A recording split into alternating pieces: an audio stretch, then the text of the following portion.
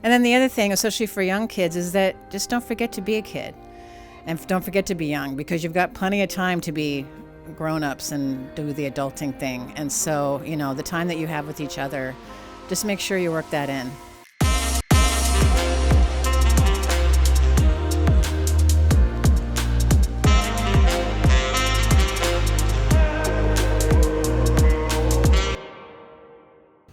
Hello, my name is Dia Tully. I'm a peer counselor at NormanAid. Thank you so much for joining us. Today we are here with the executive producer of Trustworthy, Stephanie Zamora. Thank you, Stephanie, for joining us. So, starting off with my first question, could you share a bit about your background and the journey that led you to become a filmmaker? Hi, thank you for having me here. As you said, I'm the executive producer of Trustworthy. I grew up in the Bay Area, up in Northern California, and my career was in tech. And as part of that, I was always involved with startups. And so for me, going from nothing to something is really exciting for me. So after January 6th, I wanted to do something, and a film happened to be it. So through fate, circumstance, tenacity, a film came out of that. So I'm just used to going into situations where I've never done it before, and then figuring things out, and then taking it to completion. Thank you. I like the way that you said you just going for it. I feel like that's the bravest way to do things, and it can be scary sometimes, but you can get the best out of it. And so to add on to that, could you share some memorable experiences from your 5,300-mile journey across America while filming Trustworthy? Yeah, so the one thing is that we were almost all strangers. I'm not really sure how it all got put together, except for fate, because I greenlit the documentary on July 2nd, and then by the time, as of early September, when we realized we need to get on a bus, because how are we going to interview all these people? And so we were on a bus by the third week of October. So that's not something you could really ever do right now. So the first amazing thing was that we were all on it. And, we were all there for the same kind of purpose, which was, this was an important topic. One of the first stops I remember early on in Junction, Texas, and it's referred in the film, is when, we met a painter there, and he asked, has anybody told you this isn't a good idea yet? And we're like, well, no. And, we just started, and he just said, well, we just don't have a voice. And so that just really kind of gave us a lot of inspiration it's like, okay, we're on the right track here. People want to be heard. So there's that. Towards the end of the trip, I walked kind of the stretch of grass between the Washington Monument and Capitol Hill. And so when you're actually there on that ground and kind of replaying all the historic events that have happened there, it's very powerful. So I would always recommend anybody taking a trip to the Capitol just to take it in and understand all the history that's happened there. And then I think the third thing, because we always wanted a nonpartisan film and we didn't get into taking a side, that really allowed people to just express their passion and their heart. And, I think there's a lesson there.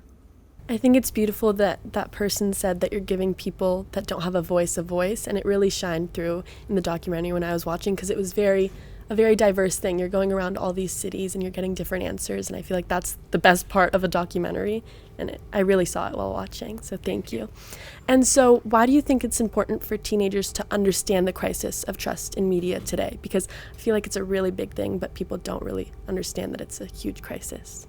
So unlike when I was your age and we did have the three sources of media and they pretty much all said the same thing, teenagers and young people and everybody has data coming at them from everywhere. And even if half of it was reliable or, a third of it was reliable, then it wouldn't be a problem. But, at some point, you all are going to become a voting electorate, and you want to be informed about the decision that you're making. You want to understand really what candidates can and cannot promise, holding power to account.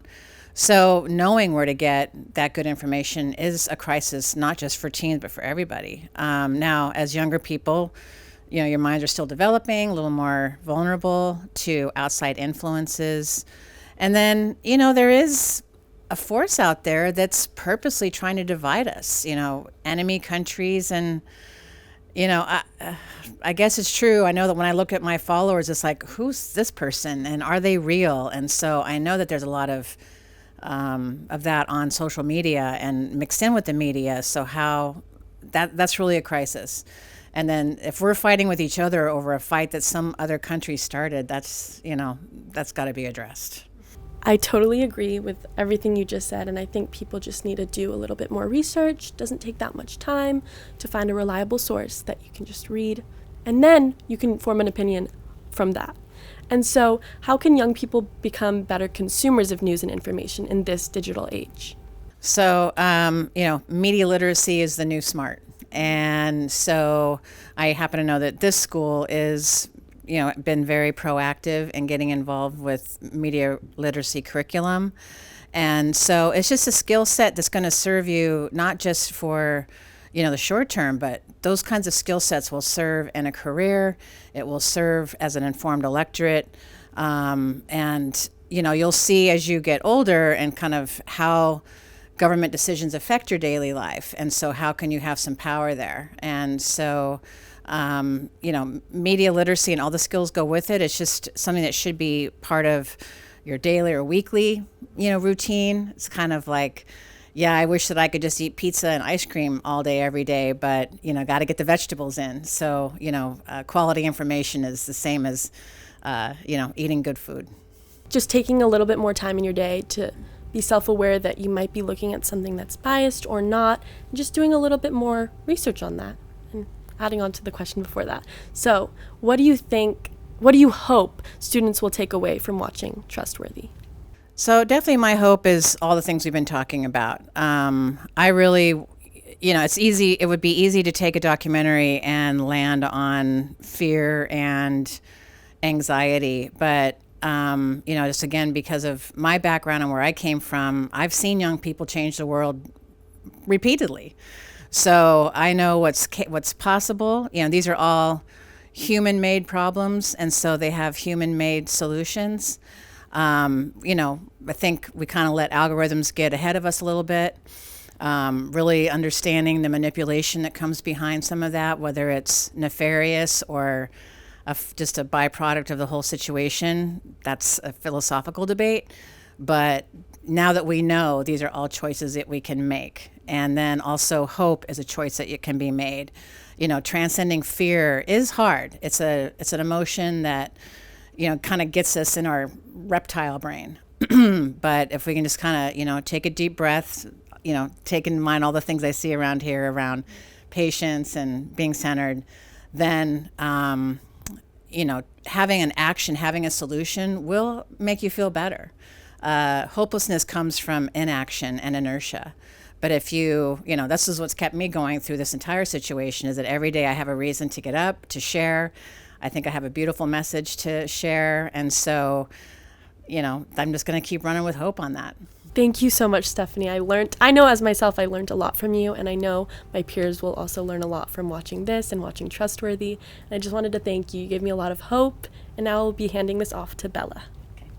Hi, I'm Bella Teixeira. I'm also a NormanAid peer counselor, and I'll be continuing this conversation. So, Stephanie, how can teens get more involved in a discussion or actions to help combat misinformation? Well, so of all of the bad rap that social media gets, this is where you all have a tool at your disposal it's beyond comprehension, because what you can do to use it for good is massive. So as again, your school in particular is getting involved with media literacy programs. So share that with people that are not maybe, directly involved. Take it home to your parents. And then just kind of spread the word on social media that this is something that's important, not just for passing a class or getting out of high school. Like, this is a life skill that you'll need, indefinitely. So make it something fun, make it something clever. How you young people come up with these clever things on social media. It takes me, a week to figure out something clever that gets any attention at all. So I would just have a lot of fun with it. And, there's different times in our history when young people have been more involved or less involved with what's going on. I was a little bit after a little bit too young for Vietnam. So I missed that whole movement that happened in the early 60s.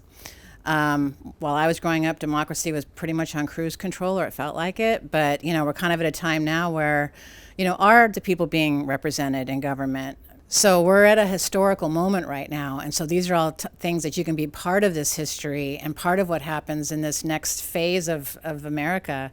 And so making that be something exciting and something to get people drawn into through a media literacy lens, I think would be amazing for all of you guys. I really like what you said about how it's not just about high school, it's about life, you know, and how what we say and what we do now really will affect us in the real world. And I definitely agree with what you're saying about there are different eras in a way where there are different things that are happening in the world that people latch on to and connect with. So I definitely agree with that. So for the next question, how has working on Trustworthy changed your view on media and its role in society? So honestly, I didn't realize I was in a news bubble until I started this project. Because again, I had grown up in a way that all news was basically the same. And so realizing my own news bubble or my own bias, I also didn't really appreciate, how important journalism is to keeping us informed. And who else is going to do this work? Who else is going to follow people around with cameras? Who else is going to do that investigative journalism that we need to hold power to account, and not just for elections, but water safety and just crime, just all the various aspects of our lives. We really rely on journalists to bring that information to us, and I just taken it for granted, quite frankly. The other thing about Trustworthy, not only had I done the film, but I've also been going across the country several times now and screening. I've been in about 20 different states. And so just seeing that, we're really not that different. Everywhere I've been to a Starbucks, same young people are usually working there, the same, maybe not always the same mixture, but always a mixture. People want to go to the park and walk their dog. So I think reaching out and getting more connected with people is something that's important just for our survival. And I know that this thing we carry around with us garners a lot of our time, but it is deteriorating deteriorating our own connections with each other. So just being out and seeing the country that way was just a great experience for me, and I just encourage people to do that if you can. Go to other states, see how other people are, and see your commonalities. Now, granted, the weather isn't like it is here, but but other than that, it's about the same. Like what you said about a news bubble. I mean, especially because since we're kids, unless you're doing your research, you're gonna end up believing the same thing, what everyone else is thinking, instead of creating your own thought.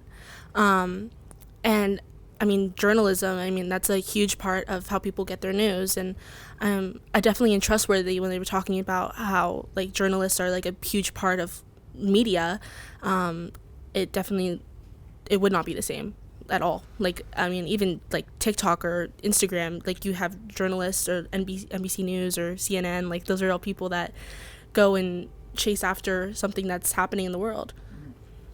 Okay, so this month is our Digital Wellness Month. In your research for Trustworthy, did you find any connections between media consumption and mental health, especially among teenagers? So the topic of media and health and mental health is well researched, even long before I did Trustworthy. And there's many documentaries onto itself about that topic. And I think, again, it kind of snuck up on us. How much we were to get involved with it. Just like in the film, it says we thought it was going to be an entertainment tool, and now all of a sudden it's just become a policy tool. It involves every part of our life.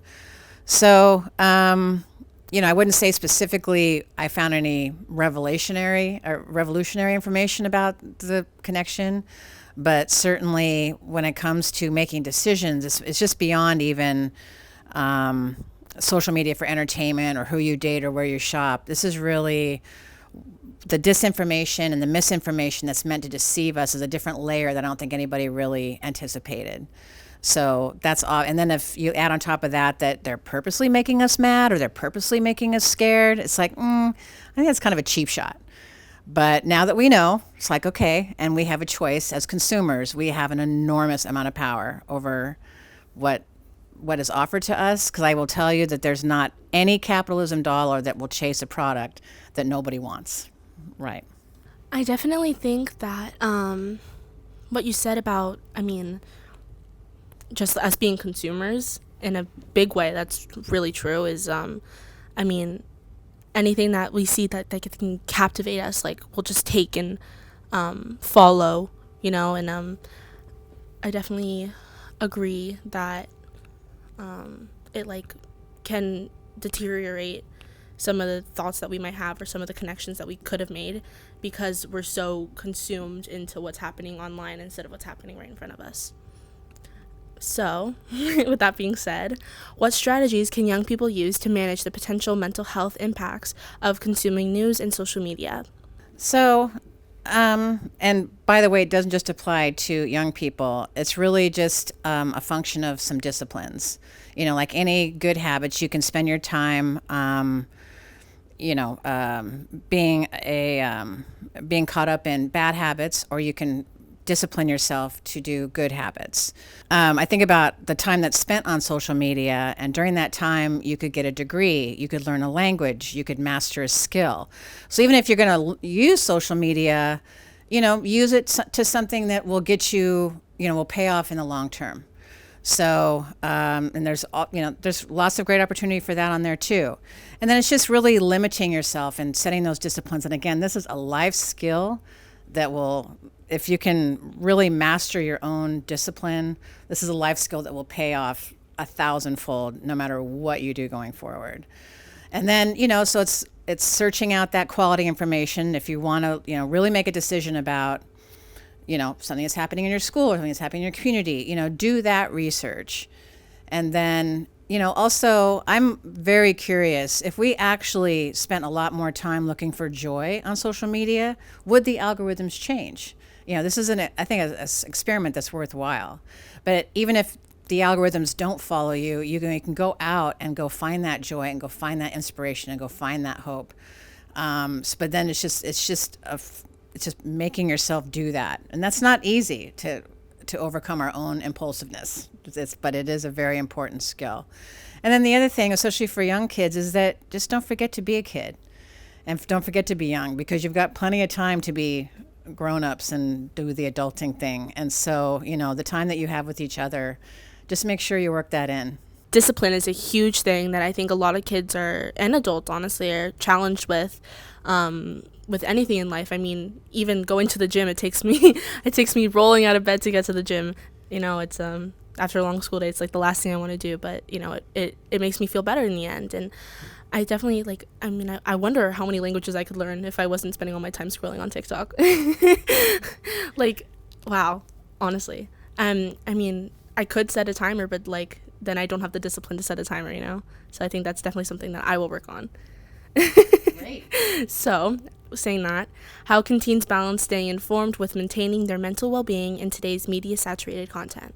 So I think that's a lot of the same answers. Again, and the only reason that I can comfortably, espouse this is because this is a life skill. It's not just a teen skill. It's not just a social media skill. To just really set limits, put your focus where it may be more productive for you overall instead of indulgent. Now, definitely set aside that indulgent time. Set aside the time when you want to, look at kitten videos or whatever, or follow athletes or artists or whatever. All that time is important because that's enrichment too. But just, take it in. And then I think the other thing is, instead of everything coming to you and just taking that in, go out and search for something and try to shake up the algorithms a little bit and see if new stuff comes to you.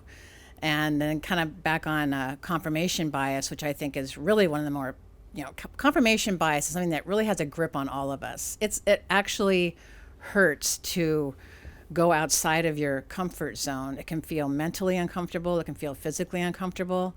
But if you kind of exercise that muscle in small ways, then it'll be easier to develop those critical thinking skills, and you won't feel so you won't feel so insecure about having your views challenged.